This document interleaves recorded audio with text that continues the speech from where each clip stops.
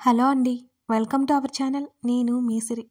ఈరోజు మనం చెప్పుకోబోయే కథ ధరణి కళ్యాణం పార్ట్ 41. ధరణి ఆ అమ్మాయి వాలకం అస్సలు నచ్చలేదు. కన్నాకి కూడా ఫ్రెండ్ ఏంటి విసుగ్గా చెప్పింది మాలవిక. ఆయనకి స్నేహితుల అత్తయ్య. మేం బెంగళూరు వెళ్ళినప్పుడు కూడా కలిసింది. ఏం పని మీద ఉందో ఏమో, అందుకే ఆయన ఇంటికి రమ్మని ఉంటారు అంది ధరణి. సరే, ఆ అమ్మాయికి వీలైనంత దూరంగా ఉండు. ఎందుకో ఆమె బిహేవియర్ నాకు నచ్చలేదు. నిన్నే మెయిడ్లా ట్రీట్ చేస్తుంది. కన్నా నిన్ను బెంగళూరులో బాగానే చూసుకున్నాడా, ఇలాగే ట్రీట్ చేశాడా అని అనుమానంగా అడిగింది మాలవిక. ఆయన నాతో కాస్త హార్ష్గా ప్రవర్తించడం నిజమే, కానీ ఎప్పుడూ తక్కువగా చూడలేదు అత్తయ్య. ఆయన ఫ్రెండ్ వస్తే కాఫీ కూడా ఇవ్వనివ్వలేదు అని చెప్పింది ధరణి. అప్పుడు మాలవిక కాస్త కుదుటపడింది ధరణి మాటలకి. అత్తయ్య, మీరు తన గురించి ఆలోచించి చిరాగ్గా ఉండకండి. మనకేమీ సమస్య ఉండదు అని చెప్పింది ధరణి.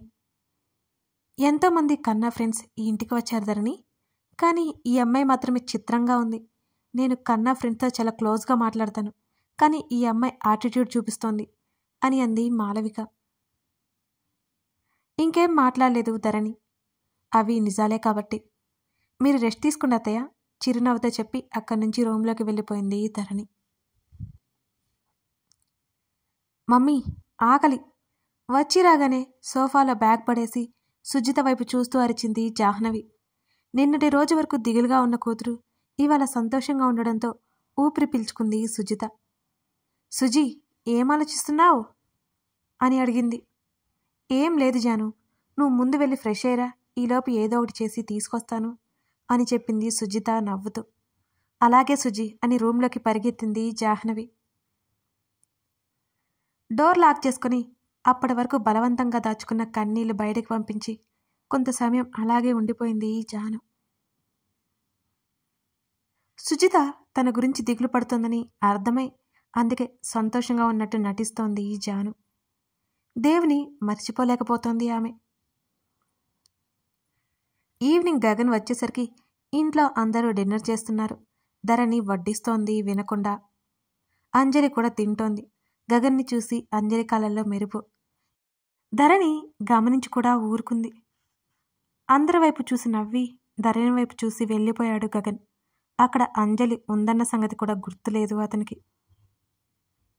ఇదిగో అమ్మాయి, నువ్వెళ్ళి కన్నా సంగతి చూడు, ఇక్కడ పనివాళ్ళున్నారులే వడ్డించడానికి అని బామ్మ చెప్పింది.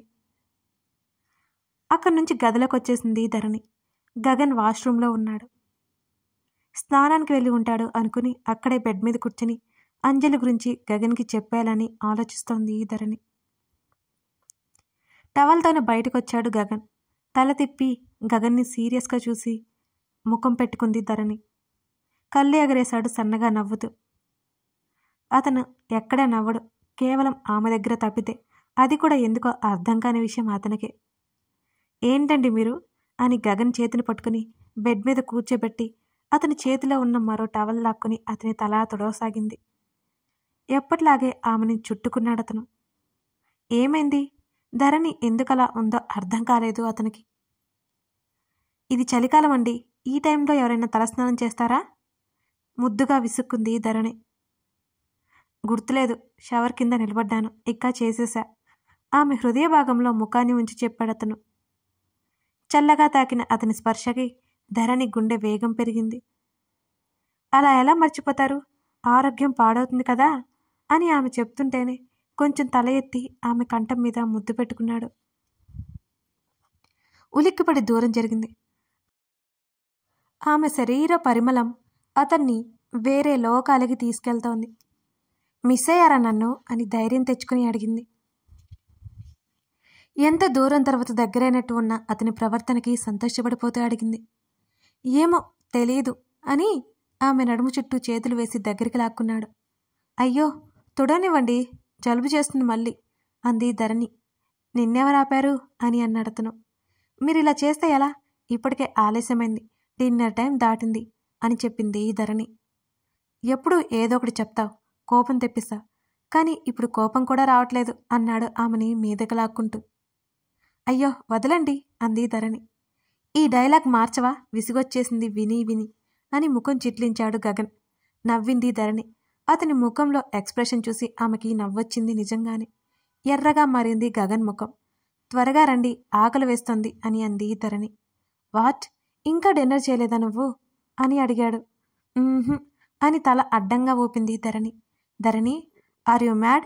ఆమెని వదిలేశాడు. నేనేమి పిచ్చిదాన్ని కాదులేండి. అయినా మీ స్నేహితురాలు వస్తే ఇంకా ఇక్కడే ఉన్నారేంటి?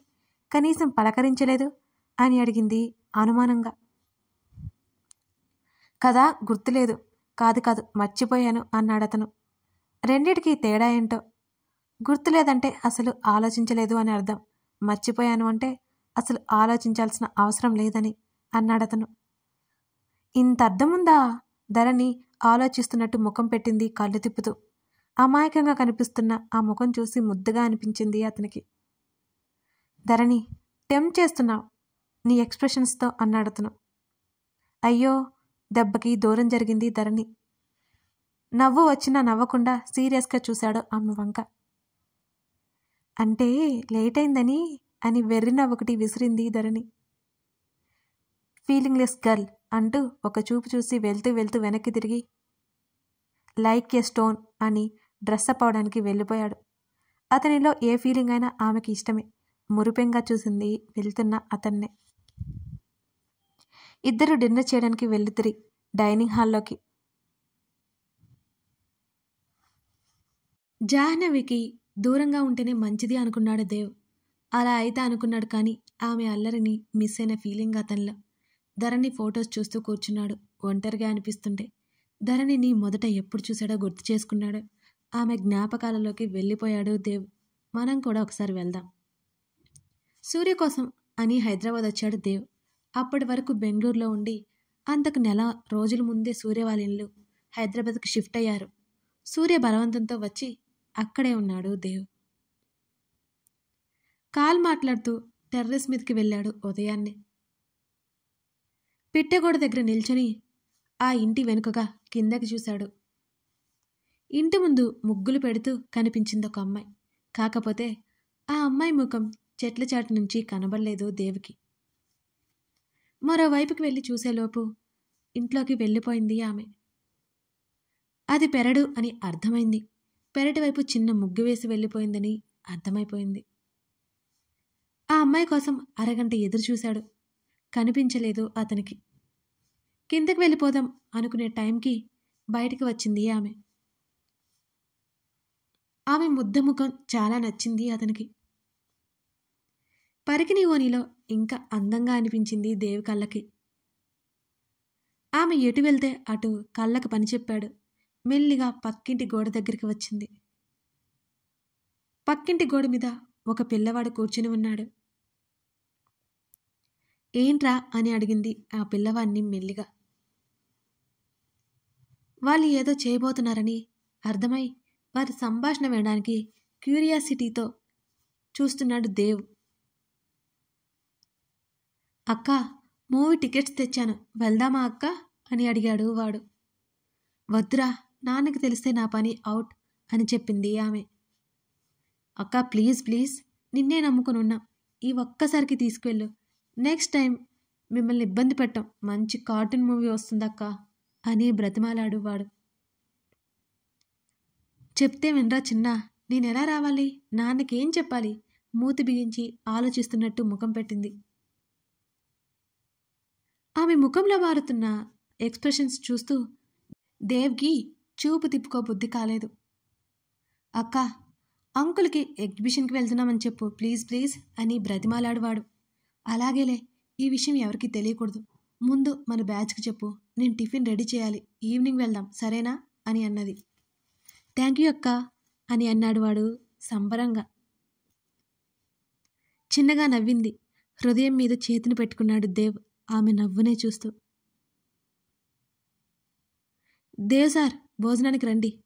రాము పిలుపుకి గత జ్ఞాపకాల నుంచి బయటకొచ్చాడు దేవ్. నిట్టూర్చి ఆ గదికి లాక్ వేసి బయటికి నడిచాడు.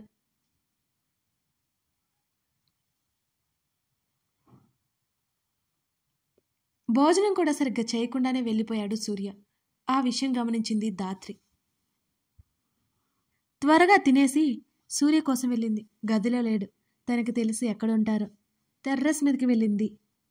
పౌర్ణమి రోజులు దగ్గరికి వస్తున్నాయి కాబోలు. గర్వంగా వచ్చాడు చంద్రుడు.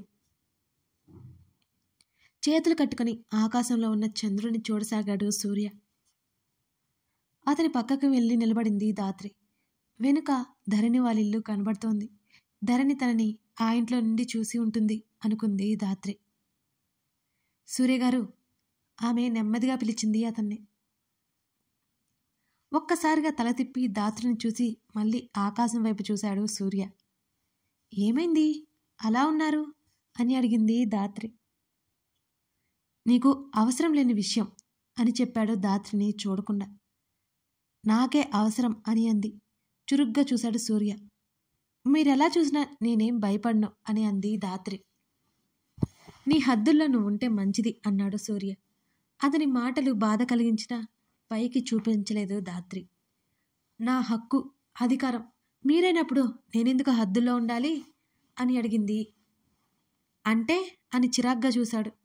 ప్రెజెంట్ నేను మీ భార్యని కదా, మీకు పెళ్ళయ్యే వరకు మాత్రమే అంది అతనికి అడ్డుకట్ట వేస్తూ. ఏంటి నీ ఉద్దేశం అన్నాడు సూర్య. మీకింకా అర్థం కాలేదా? నాకు అర్థమైనా ఆ అర్థం నిజమేనా అని అనుమానం అని చెప్పాడు సూర్య. మీ అనుమానం నిజమే అంది ధాత్రి. అంటే? సూర్య చేతిని తన చేతిలోకి తీసుకుంది. ఏం చేస్తున్నావు? ఆమె చేతిని విదిలించాడు. అతని చేతిని తన 2 చేతులతో గట్టిగా పట్టుకుని అతన్నే చూస్తూ, ఏం చెప్పాలో ఎలా చెప్పాలో తెలియడం లేదు సూర్యగారు. మీరంటే నా ప్రాణమని మాత్రం చెప్పగలను అని అంది ధాత్రి. అతని ముఖంలో ఆశ్చర్యం క్షణాల్లోనే వచ్చింది. ధాత్రి నుండి ఆ సమాధానం అతను ఎక్స్పెక్ట్ చేయలేదు అసలు. వెంటనే తేరుకొని ఆమె చేతిని విసిరికొట్టాడు సూర్య. మతుండే మాట్లాడుతున్నావా అని కోపంగా అరిచాడు. నేను చాలా బాగున్నాను అంటూ నవ్వింది ధాత్రి. కోపంతో చెయ్యి ఎత్తి ఆపేశాడు సూర్య. పర్లేదు, మీరు నా భర్తే కదా అని అతని చేతిని చెంప దగ్గర పెట్టుకుంది ధాత్రి. నిజంగానే చెంప పగిలిపోతుంది. మెడలో పసుపు తాడు పడినంత మాత్రాన నీకు నాకు సంబంధం ఉందని అనుకోకు. ఆ రోజు చెప్పాను నీకు నాకు ఎటువంటి సంబంధం లేదు అని. అందుకే ఆ తాడిని కూడా తీసేమని చెప్పాను అన్నాడు నిప్పులు కురిపిస్తున్న కనులతో. వెంటనే అతన్ని హత్తుకుంది. అగ్నిపర్వతాన్ని మంచు తుఫాన్లా చుట్టేసింది ధాత్రి. షాక్ తగిలింది సూర్యకి. ఏం చేస్తున్నావు? దూరం జరుగు అని అన్నాడు విసుగ్గా. ఇప్పుడైనా అర్థమైందా మీరు నాకు ఎంతో? అతన్ని ఇంకాస్త గట్టిగా చుట్టేసింది ధాత్రి. ఆమె రెక్క పట్టుకుని దూరంగా లాగేశాడు. నొప్పి కలిగినా పట్టించుకోలేదు ధాత్రి. చూడు, ఇంతవరకు వచ్చింది కాబట్టి చెప్తున్నాను. నీ మీద నాకు ఎటువంటి అభిప్రాయం లేదు. అండ్ ఇంకో విషయం, నేను ఆల్రెడీ ఒక అమ్మాయిని ప్రేమించాను. ఈ విషయం బాగా గుర్తుపెట్టుకో. ఇంకోసారి నన్ను విసిగించావు అంటే ఇంట్లో నుంచి గెంటేస్తాను.